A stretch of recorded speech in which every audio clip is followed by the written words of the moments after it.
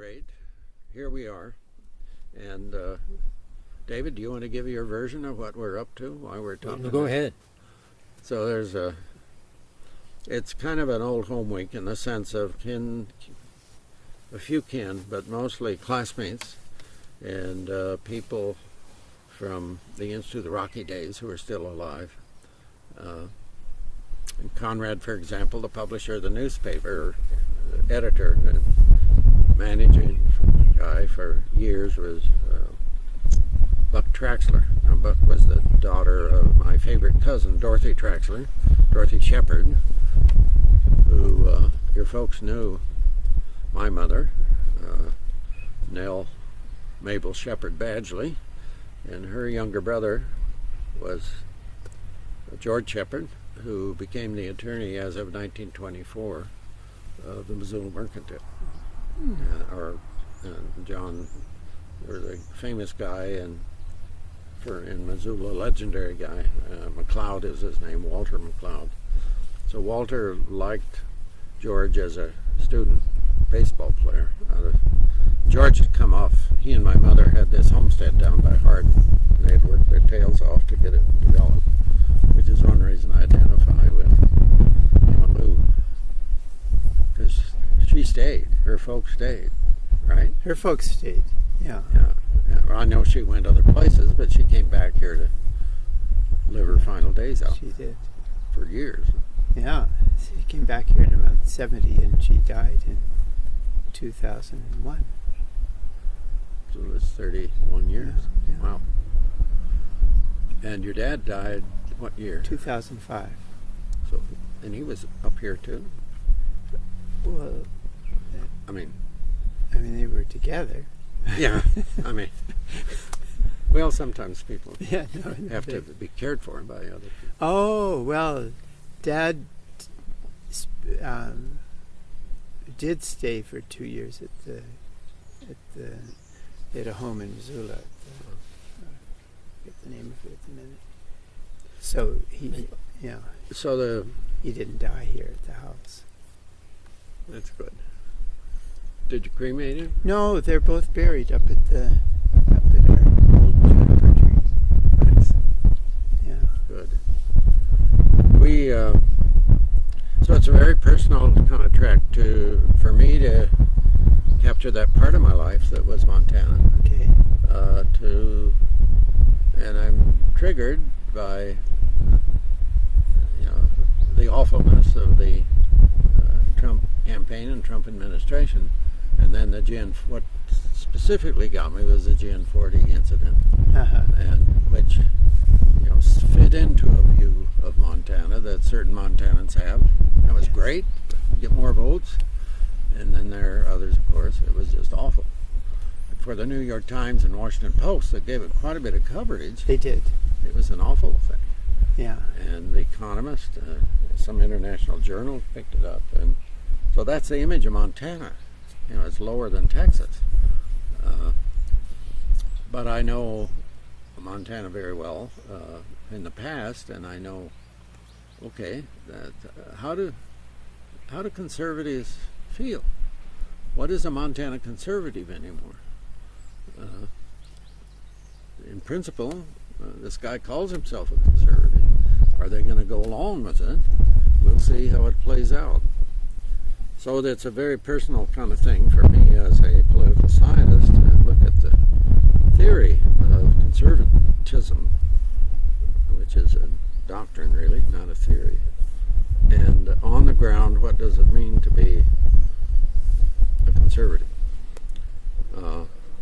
Obviously that's evolved through the last 400 or 500 years in Western political thought. And there is one version of it's popular, what people call populist now. There's a Robert,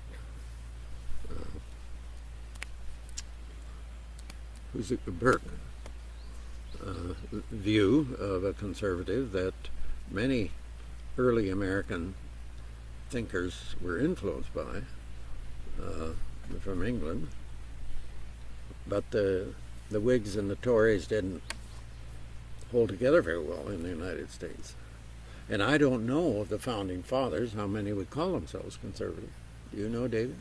No, well, I don't think at that time we had the doctrine of natural rights and some emphasis on liberalism. I don't think that at that time they were calling. They were revolting against aristocracy, and as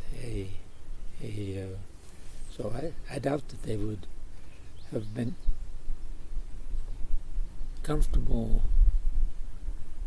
As we were driving down after lunch, I was telling Sasha and David a little bit about you. I said, of everybody we're interviewing, you're the most well-read, the most reflective, and in some ways the most interested in basic thought about what it is to be modern. And if both of you were here, I'd include you both for the discussion. But By both, you mean you- Antya? yeah, Yeah, I don't think she'd be that comfortable being in it. okay. Yeah. Well, several spouses have backed Yeah. out for that reason. But I'm not pushing you to be a political philosopher, but just you're better grounded in the heritage. You know why you're living here. It's been a conscious choice. You could have done things very differently, but you chose to be Doug Baty as a farmer, but also a thinker, and in some ways a rebel against modern times as don't go and define them. Mm-hmm. So I thought we might start, just ask you a little bit about how you got to this place where you're very comfortable in your skin Yeah. on a homestead in the heart of Indian country.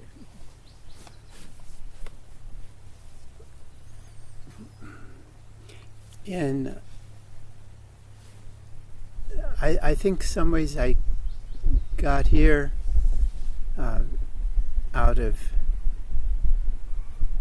inability to be anywhere else. When I finished college, it was the time of the Where'd you go to college? Stanford, and it was the time of the You majored Vietnam in War philosophy. Yeah. Yeah. I started in political science because I was anticipating. I mean, I had this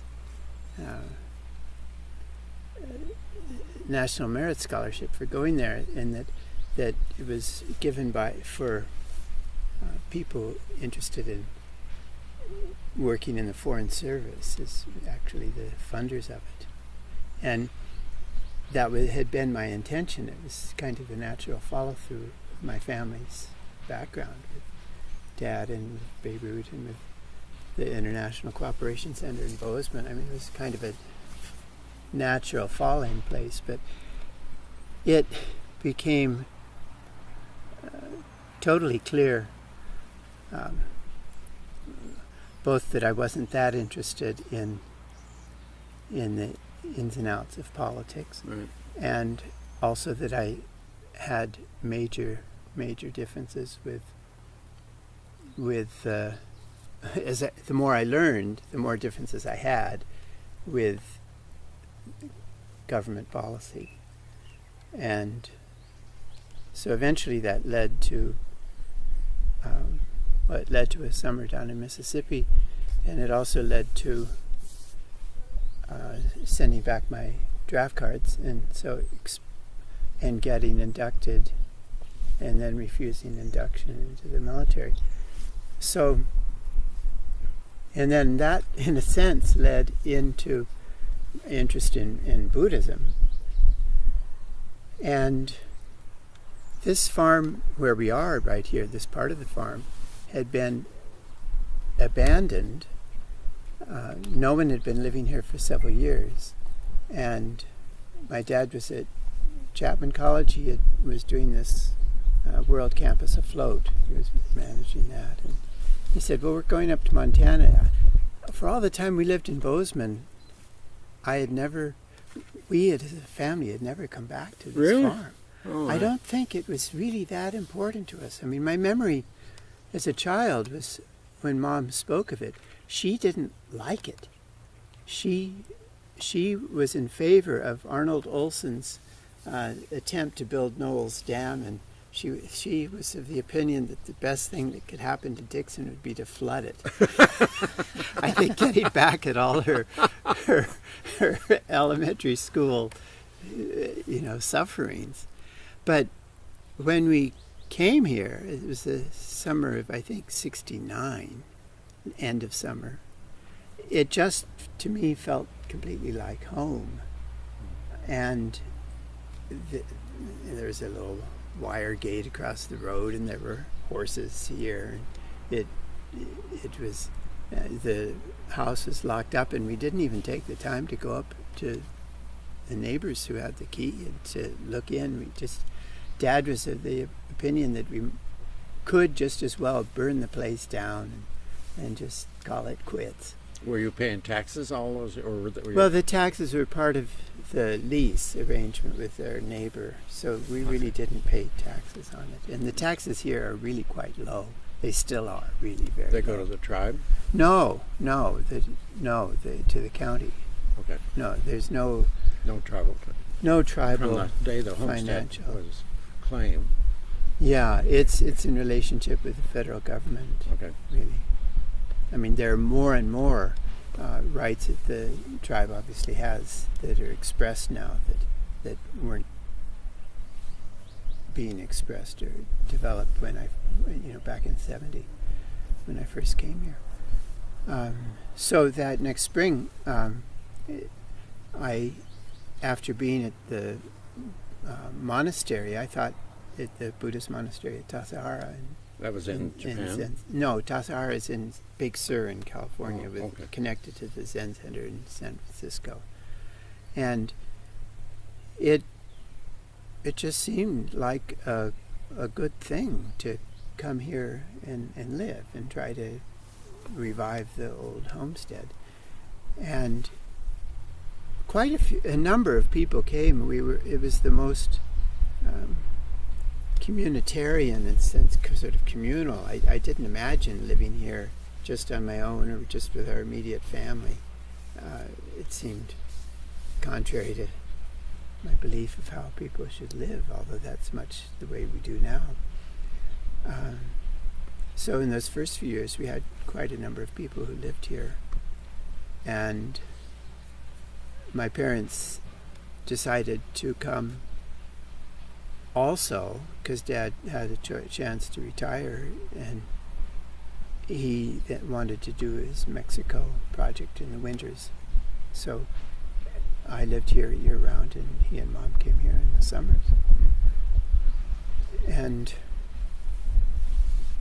so I was here about probably, I guess, 9 years before you did that Columbia River Watch. I think I still have a couple of your T-shirts. Yeah. And that's when I first actually met you. Yeah. When we went, David, who lives up on the top of the hill now, David Rockwell, and I came down to talk with you about seeing if we could get a little grant for our forum. Yeah. And that turned out very well. And it led to my getting more involved with environmental activities more Really? openly. Before then you hadn't done much. Well, I had done some, sort of letter writing, but didn't do any kind of more organizing. And that's when we started the Flathead Resource Organization, grew out of the forum that you helped. I think without your kind of seed vision for it, I think it's very likely that it wouldn't have happened, our forum. But I think you actually gave a good structure to it that we followed, and it was successful beyond our expectations, and really changed and set the attitude locally toward the dams, and pretty much ended the discussion. Basically, there was still an attempt, more from within the tribe, certain elements of the tribe, to resurrect the run-of-the-river dams, the somewhat smaller ones, just as a fundraising money source. But it was shot down. Did the immediately. forum attract tribal members? A lot. I mean, Joe McDonald, who, if you were really wanting to talk with real Montanans, Right. Joe McDonald would be the I wasn't even best sure he's person. alive. He is alive. He is alive, and he's very coherent. He's very. I just saw him a Still couple living months in ago. Ronan, or? He still lives in Ronan, and with Polson, he has a place at the lake too. He isn't any longer actively the president of the SKC, but he's really the only one from that time that's still alive. I mean, Thurman Trosper, Bearhead, Lucille Otter, these people who were really instrumental in what we were involved with are not here anymore. And there is no longer a local environmental group, anything like really? what we had. Well, Vic was done. a little bit part of that. Well, he was part of the forum. Yes. Yeah, he was part of the forum, and we had, I think, very good and very appropriate tribal participation leadership. I mean, Bearhead was the MC for the forum, and which was perfect role for him. Yes. 'Cause he loved being MC, and he was also at the time tribal chairman. So, so that was a natural fit. Anyhow,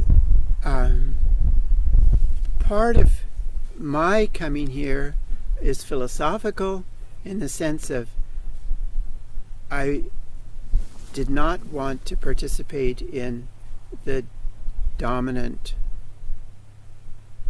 political, economic power in the country. I did not want to really be in the competitive situation of struggling for my place in the sun. So coming to a place that had been abandoned was for me perfect. Philosophically, it fit. Philosophically, it fit, and it. Was it important that abandonment was part of the tribe, part of the an Indian culture? I think that was more historically arbitrary. I mean, I was comfortable, happy for it. But it was incidental. But it was not only in the sense that it's probably why my grandparents came here, but that was because the land was available, Right. not because they were wanting to help or support Has the tribal.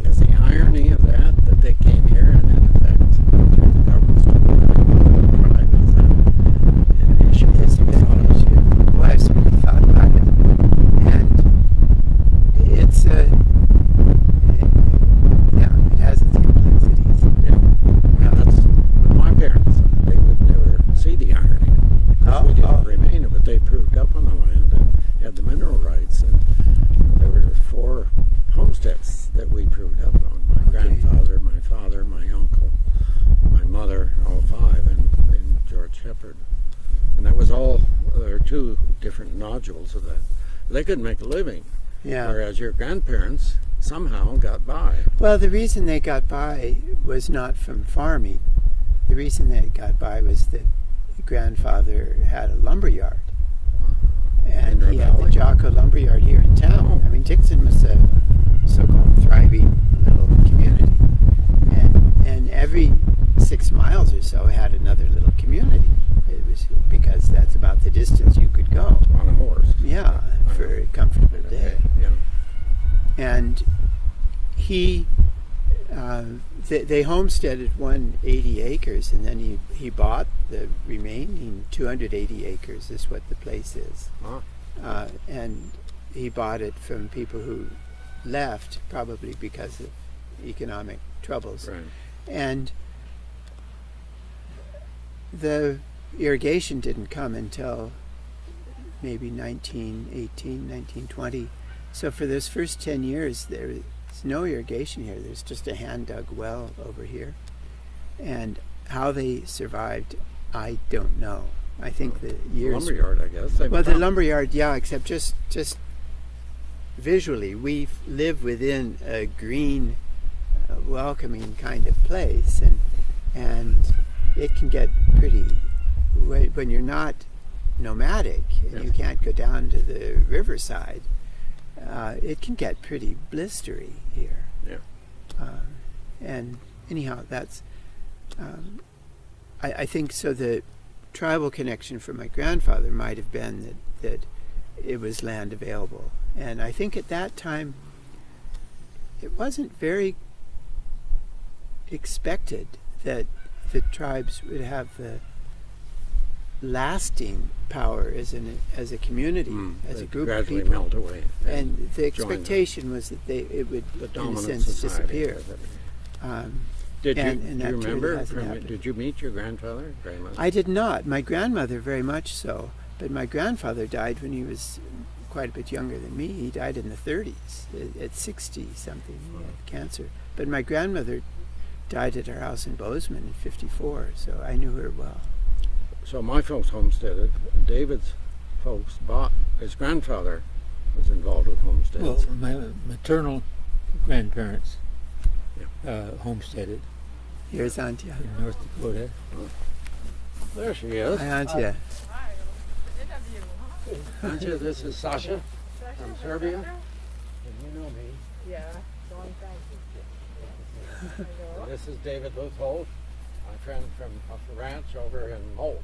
How do you do? They're Billings, which he's retired from. We're doing some interviews around the state about Montana Voices. All right, well, just have a quick question. Do you happen to know where our fruit ladder is hanging from? I do, and I'm intending every day I think about carrying it over there for you. Okay. Well, as long So as you- if you let me still do that, I'll do it Yeah, today. Later on, I will be patient. Okay, I do know where it is.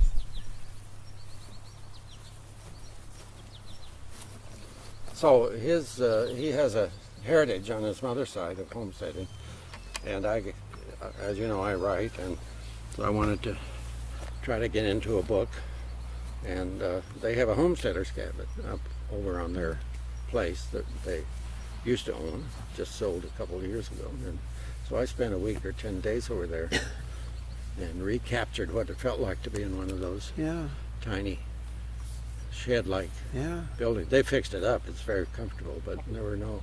It was all outhouses. The well was outside. You had to pump the water. Not his place, but when we moved out in Target Range, we had to bring our water in. I had to pump it, and we had a septic tank. Yeah, that's the way it was here. But it isn't now. So that's not that far away. But I was leading towards your grandparents' attitude towards the tribe. Would they? My folks, who took land from the Cheyenne and the So And you the Crow. also, they homesteaded on what was called an open reservation. exactly. Okay. Well, actually, it had been on the res, and the government just X'd it out. Oh, the whole section. Yes, in Not 1914. individual homesteads, but the whole, The whole section was You eliminated. know, miles, Okay. a couple hundred square miles. But their attitude was to stay away from Indians. They're lazy, they're dirty, they're dangerous disease, and they're drunk. Oh, So it wasn't that was just casual. okay. No, we did not have that. Grandparents did not have that attitude. They So your folks there didn't was a have lot that of to respect. overcome. Your There mother. was not that to overcome. No, Mom was. I think she felt a lot of pride at being. She had her in Indian dress that she really valued. It happened at one point to be stolen, but she has one of the family's best friends were McDonald family that lived in a house not far away, and that's the part of the McDonalds they were Scottish people, but they intermarried here, and many of the it's one of the common names on the reservation. is They were McDonald's. Catholic, so there were a lot of children. Well, A whatever. lot of little McDonald's in There there. were many McDonald's.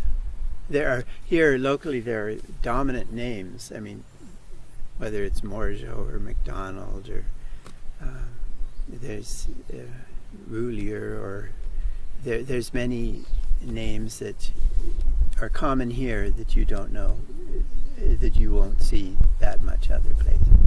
Dumontier, Dupuis, Some are what I came to call French Métis. and I'm sorry. French. Many are French and, Yes, and the also Métis. Scottish. Yeah. I was going to write a the- book, a novel. I Okay. spent a couple of years doing research Oh. on that. Louis Riel and the Red River culture, and some of those folks ended up here. Uh-huh. One I interviewed who lived up here, and for the moment I can't remember his name, but he had a job in Missoula. But looking forward, where, in your mind, is this place any much different? Not the farm, but the culture of the valley than it was 30 years ago or 40 years ago when they started the Institute? Do you think things have changed? Oh yeah, better or it's very worse? different. It's profoundly different than when I came here in '70, and in projection back, I think now the tribes are clearly, just objectively, the major economic presence, and that's for various reasons. The tribal rights, I think, have been firmly established in, like, when I first came, there was no recreation permit. You could just go to the hills. It was even easier than Forest Service land because there was no regulation. You could go get your wood or get whatever you wanted. I don't think there was general hunting. That had always been, at least not that I knew of. That had been restricted. But then came recreation permits, and at each stage, each expression of tribal authority, there's been, within the European community, I really don't like the word white community, there's been a reactionary response to it. But, Especially on water rights. well, currently it's really on the water rights and the irrigation rights, but there was a time when it was focused on permits and hunting and Wood gathering. and then other things. So, but at each stage, really the tribes have prevailed, and I'm confident that they will on this irrigation as well, regardless whether it's Republicans or Democrats. Okay. As long as, certainly people like Trump are not predictable because they're outside of the established pattern in this country, Right. and it's hard to say what might come from that in terms of like Supreme Court appointments and so forth. But the general thrust of the legal world has been clear, and I think that's established firmly enough in precedent that it's not going to change. So it's 47 years since you've been back. Yeah, it's Do you feel the culture itself that surrounds you is more comfortable?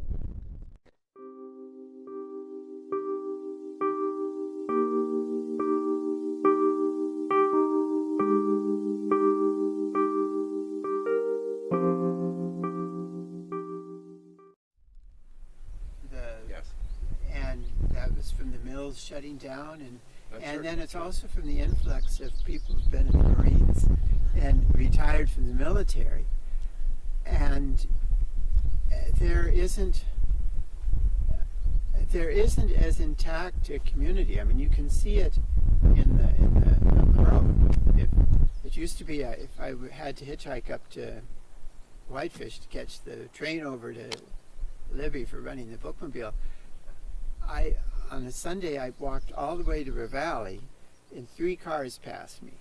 And now I drive down to the highway, and right at the intersection I stop and there'll be 3 cars there. Okay. The traffic has gotten many times more. And part of that is because people are not oriented as much towards their local community. Okay. And it's partly because their jobs are elsewhere, or even or they have come from elsewhere and just don't identify there. I assume you're talking about whites when you say that, but would that also be true of native? No, not so much. No, I think that's true. I am talking about what Caucasians or whatever we call them. I really don't like that term because it isn't descriptive, and I don't believe in the existence of racial, except as a political Okay. significant term. Well, just the propriety, indigenous peoples, Yeah. original peoples, the establishment among Indians has been struggling, the intellectuals, and as to what's the proper name for us. And Sure. I don't know what it is. No. What is the reason that the Indians have been so successful here now for 40 years in asserting their rights? Well, yeah. Let's see.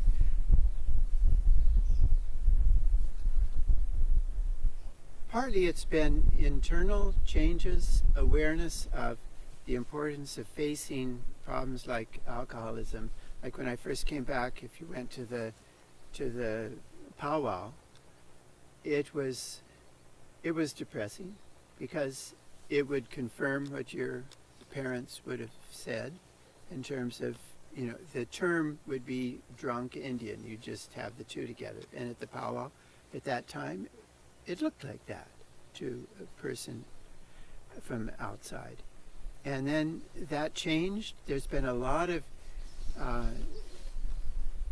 healing emphasis from within the tribe, a lot of outing of the injuries that were done collectively to the tribes through the schools, through the Church. inability to use the church schools and the church, the inability to use their own language, the diminishment of respect for their own tradition and so forth.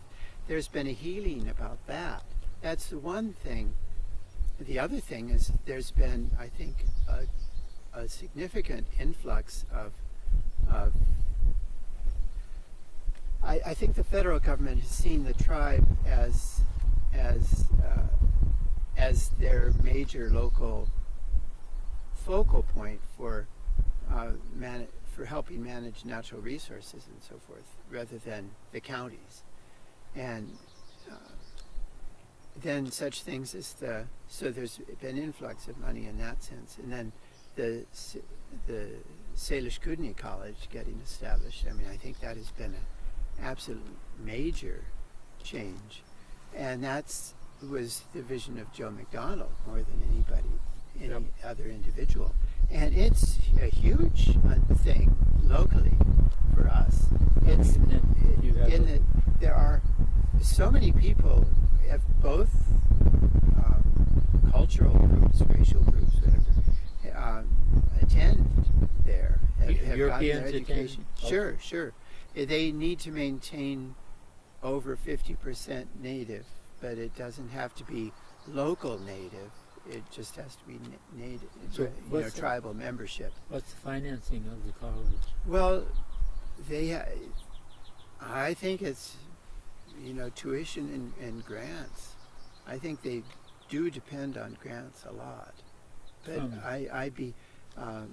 I'm no one to give an answer to that. I don't know. I can't speak to that. But I know that on the ground impact of it, in terms of staff, in terms of student presence, in terms of just the awakening of possibilities.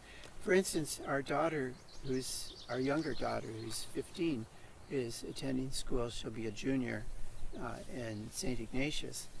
But you go to the building, and the front of the new building design is basically a Native American motif.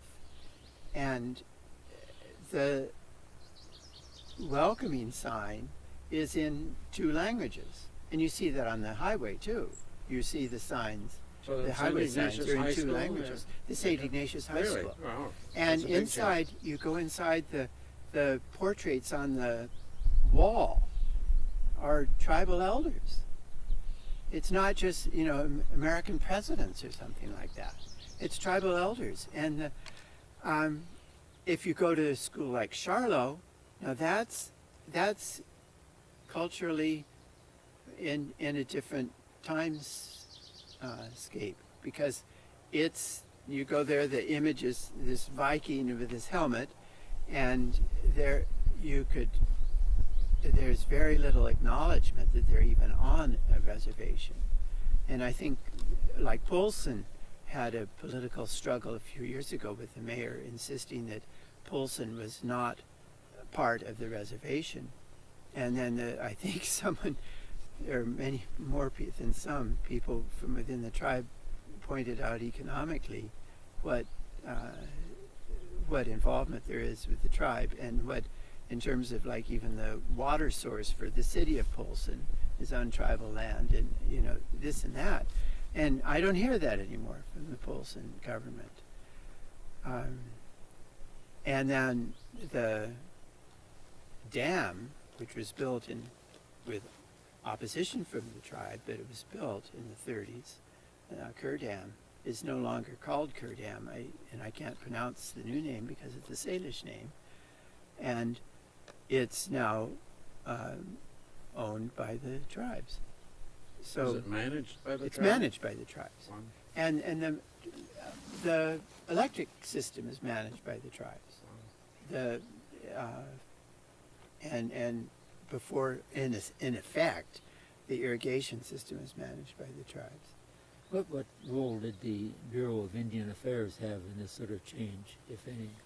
Well, Bearhead was fond of saying, the only difference between the BIA and the CIA is one letter.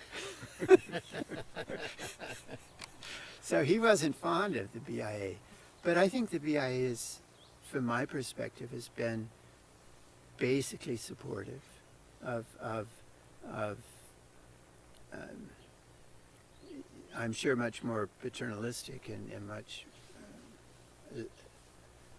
Quite a few Indians work for the BIA. yeah, it's true. But I'm sure there's much more resentment of the BIA locally, tribally, than I'm aware of, really. But I think in general the BIA has been supportive, and there have been periodically suits against the BIA for with the accusation that funds that were meant to be tribal funds have been misappropriated by the BIA for many years, and generally the courts have found that was in fact the case, and so there have been settlements of significant amounts of money that have made to try to make up for the many years of neglect or lack of following legal procedures. So how's the health care for the tribe? Well, again, I'm no expert. I'm no person to You gossip say. a little bit. And I know that but in terms of transformation, the clinic in Mission that when I came here was managed by a local board, and I don't think it had much tribal representation, is now the Indian Health Service clinic. Now, I don't know, I don't hear of people who aren't in the tribe going there anymore. So Yeah. I don't know if people who aren't in the tribe are allowed to go there or not. I can't speak to that. So they go up to, there's great medical care in Kalispell now for Medicaid as well as Yeah. Medicare.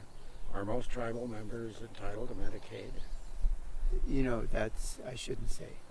I just You don't don't. know. I assume that it's financially based just like it is in the general population. Yeah. Except that I think that the tribal health provisions go through the tribal health agency and not through Medicaid. But that's, again, I don't know much about that. Yeah. A decade or so ago, the state of Montana moved to require education about Indian lore. Yes. That's had big impacts. Like here, even in our Dixon school, there at least is very inadequate, but there is a exposure to the Salish language that all kids Wow. take, no matter what farm community, no matter what your background is. That's done as part of the general public education.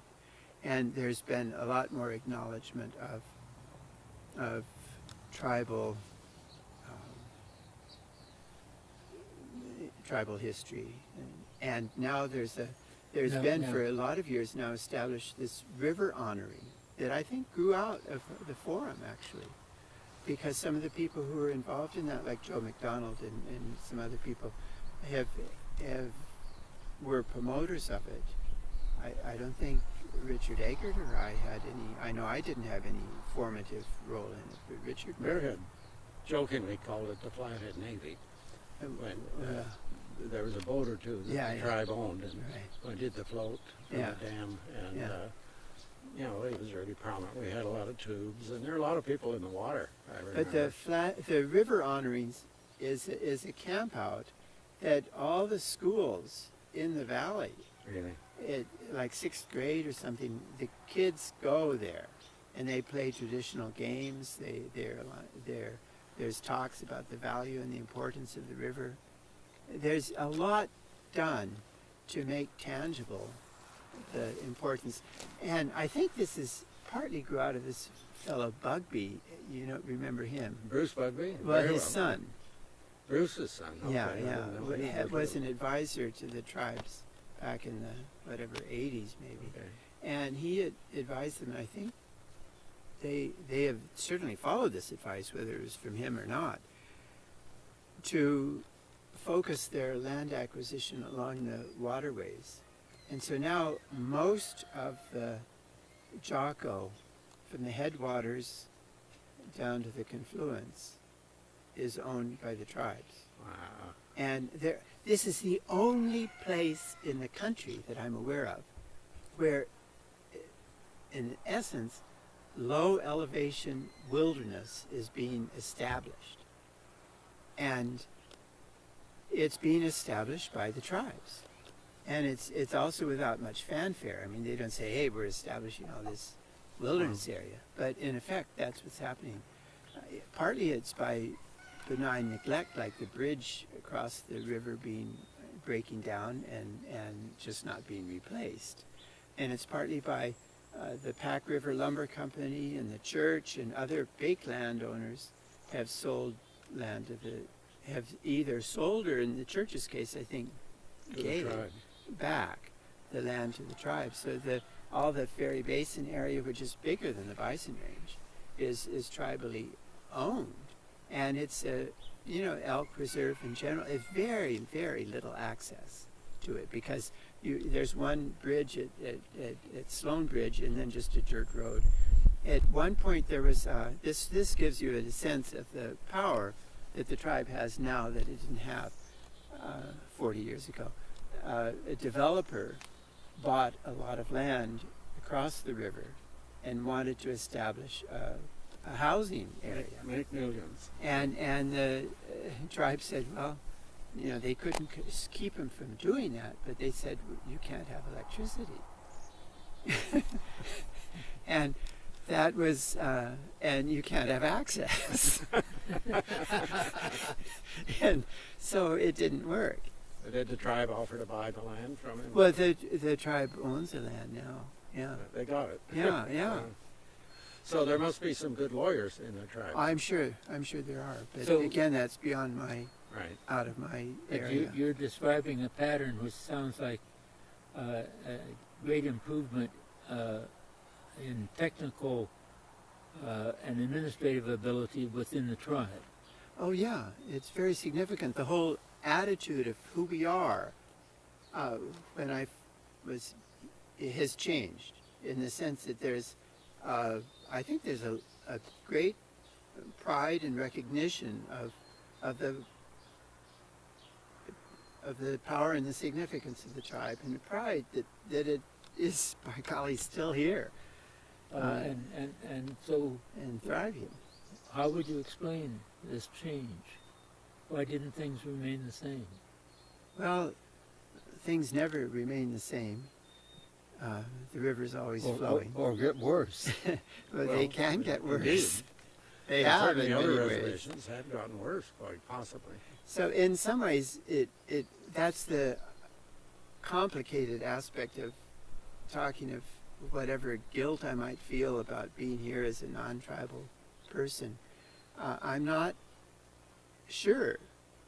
I don't have the perspective to say what it would have been like if this reservation hadn't been open to homesteading.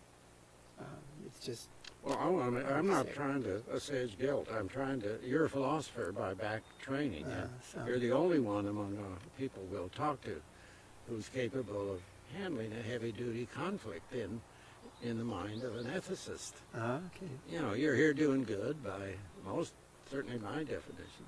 Yet you're doing good on the basis of something that many Americans nowadays say was a bad idea to take that land away Yeah. from them. David was surprised to hear that so much land had been sold or given away or sold in 2 years to homesteaders.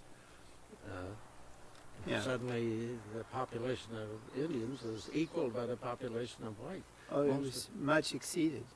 Really. Much exceeded by the Europeans. So it was hard for the tribes to even keep their Oh yeah. genetic structure in place. Let alone The people who had lived here before were tribal elders, Sophie Adams, Bill Adams, and John Pelko. And I went, after coming here, I went to visit them a few times where they lived up in the Camas Prairie. And Sophie, who is related to Johnny Arlee, I think an aunt or something of Johnny Arlee's, said something to her dog, a word, and as soon as she said that, the dog growled. And I asked her what she had said, and it was her word for white people. dark ground. The dog growled. The dog growled. Growled at me, and it was there, and it meant something like spider, like as in greedy, grasping. Yeah. Yeah. Well, Wasn't Suyapi, I'm sure, which is the general term for. you know, as part of the Institute self-education for me, that first summer after I opened it, I took the Native American course at the university, which involved visiting every reservation. Uh-huh. Henrietta Whiteman. Oh, yeah. Right. And we slept outside at every place and teepees with Yeah. one or two exceptions. But, you know, one of the obligations that we slept in teepee up along the shore where the Kootenai were, near Elmo. And then our teepee creeping that night was to creep back in the cars and come down and drink Boilermakers in Polson, which is what we do with our generation of young Really? Indians. I don't know if you ever drink Boilermakers. I've never been around a Boilermaker, but it's a significant. You drink two of those, and you know, and if you're an Indian who grew up as from 12 years of age on, you get accustomed to 4 or 5 of those. So, you know, being drunk was just Seriously, part of what they thought was important to do here on this I reservation. don't think that's true. Well, No. I don't think, I mean, that's my point. My guess is there's a real pushback by the elders that we're not going to let our teenagers do that. Yeah. But they were so weak as a culture, they couldn't resist it. Huh. Interesting. But it was important to do it only with other Indians, not with white kids. Well, that's off the track. Yeah. Let me ask the legislature passed this law. How do you see the attitude, especially of eastern Montana, as compared to this area here?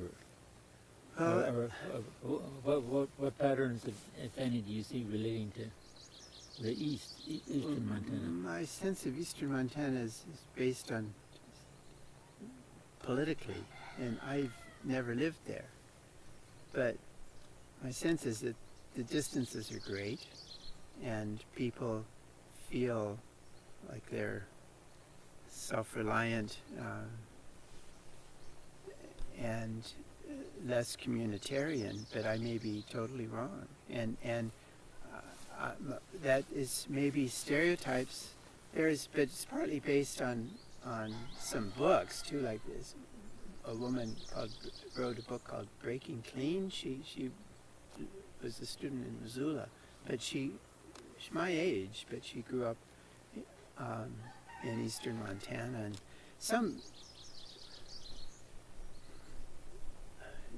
that's the only one that immediately comes to my mind. But I just know that eastern Montana always votes Republican, in my experience, and it's been that way forever. When I was a kid, and Roland Rennie went to sleep thinking that he had been elected governor, and then the results came in from up by Glasgow or somewhere in northeast Montana, and he lost to Donald Nutter, whose campaign manager was also the head of the State John Birch Society. So it's not as though this conservatism in Montana is a new phenomenon. Right. I didn't know that. Who was the campaign manager? Yeah, I don't know his name. I know Tim Babcock was the lieutenant governor. Right. Yeah. I know Donald Nutter because when I was in Bozeman, a group of us went to have a debate with him, and he graciously hosted the debate with us. We were at his room at the Capitol building because he had refused to declare United Nations Day. It was the first time that now no one would think of he's totally won. No one would think of making United Nations Day, but until then we had United Nations Day, and my dad had been the state chairman for the United Nations organization. Anyhow, a group of us went to debate with Donald Nutter about that issue, but didn't change his mind. But he died in a plane crash. Right. You remember that? Yes. And Tim Babcock took over. This is kind of an do you think of yourself much as a Montanan? Yeah, very much so. When we came back from Beirut, several times as a kid, as a family, we'd stop at the border and get out and kiss the ground. Literally, we do that. I mean, very much as a Montanan. And I learned the state song there's one that's much nicer than the official one that my dad enjoyed. It's not so rah, rah, rah. I just had to ask that because it's all the states from coast to coast, Montana, my Montana, thou hast thy portion with the free Montana, my Montana, from shore to shore and sea to sea. Oh, may your name full honored be, symbol of grace and loyalty, Montana, my Montana. who else could do that? Sure, I think of I hope myself the as a better, right? Montanan. That might end up being the only part of this that gets. We're not sure what we're going to do with Yeah, it. no, I could understand that. But it's, while it seems like we're roaming, I think Sasha especially is looking for really insight that a person has that throws open what. Well, this was the most insight than anybody else. He answered your question and slapped you. He did. Very compelling. Awesome. In 21st century, we have this. If your father were alive, he'd be so distressed at the anti-globalism, the populism, nativism, and I am too. And yet, I also am philosophic enough to understand the contradiction that people's identity's lost. The 21st century. It's hard to identify as a globalist because we are developed as humans as tribal. And part of being that is we need to have an opposition. And until the aliens come, we don't have any opposition. Well, the alien may be your president of the United States. Yeah, you he know. may be. He may be. David, do you have any other questions? Oh, well, let's see. This is number 2, by the way. Oh. That was the first diamond. This is the second diamond, which you just said. Okay. Second what? Diamond. Oh, nice. Jewelry, whatever. Okay. The let's see. We particularly wanted to cover the relationship with eastern Montana. Now we have 3 reservations anyway in eastern Montana. Yeah. Do you know of any ties with those? I really shouldn't say anything to that because it's just it's just 5, guesswork actually. on my part. Rocky Boy? What? 5 Yeah. in eastern Montana. We're beginning with Rocky Boy and what's the one there in the hills? Well, I've never been. yeah, there's one up, the one by Poplar and Near Wolf Point. yeah, God, where's my So proper what's the nouns? They're gone. yeah. And Cheyenne, then Crow. the Crow, and the The big Northern one, Cheyenne. The biggest one is at Fort Peck. I think Fort that's Peck. bigger than this one. But that's not the name of the reservation. They're mostly Sioux. Fort Belknap. But most people don't think about Rocky Boy.